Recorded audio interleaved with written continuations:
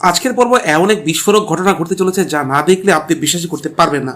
লাজুর জীবনে নেমে এলো এক ভয়ঙ্কর ঝড়। যে স্বপ্ন নিয়ে সে মেডিকেল কলেজে পা রেখেছিল সেই স্বপ্নে আজ ভেঙে চুরমার। ঘটনার শুরুতে আমরা দেখি কলেজের গেটের বাইরে তুমুল উত্তেজনা। চারদিক থেকে প্রেস মিডিয়ার লোকজন লাজুকে ঘিরে ধরে একের পর এক কঠিন প্রশ্ন ছুড়ে দিতে থাকে।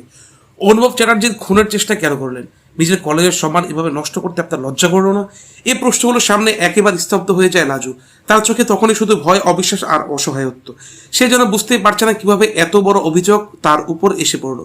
এরপর পরিস্থিতি আরো ভয়াবহ হয়ে ওঠে যখন কলেজের প্রিন্সিপাল ম্যাডাম নিজের সামনে এসে দাঁড়ান। সবার সামনে কঠোর কণ্ঠে তিনি ঘোষণা করেন, কলেজের নিয়ম ভঙ্গ এবং গুরুতর অপরাধের অভিযোগে লাজু তোমাকে অনির্দিষ্টকালের জন্য সাসপেন্ড করা হলো।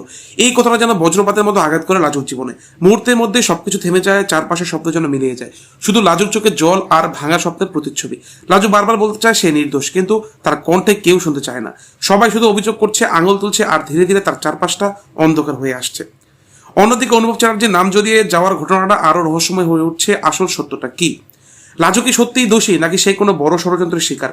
আজকের এই পর্বে লাজুর জীবনের মোড় একেবারে ঘুরে গেল। যে মেয়ে এতদিন স্বপ্ন নিয়ে এগোচ্ছিল সে আজ সমাজের চোখে অপরাধী। তাহলে এবার কি করবে লাজু? সত্যটা কি সামনে আসবে, নাকি এই সাসপেনশনই তার জীবনের শেষ অধ্যায় হয়ে দাঁড়াবে? এই সমস্ত প্রশ্নের উত্তর জানতে হলে চোখ রাখুন পরবর্তী পর্বে। আপনাদের কি মনে হয়, লাজু কি সত্যিই দোষী, নাকি তাকে ফাঁসানো হয়েছে? কমেন্টে অবশ্যই জানাবেন। ভিডিওটি ভালো লাগলে লাইক দিন, আর এমনই নতুন আপডেট পেতে এখনই আমাদের চ্যানেলটি সাবস্ক্রাইব করে দেবেন। ধন্যবাদ।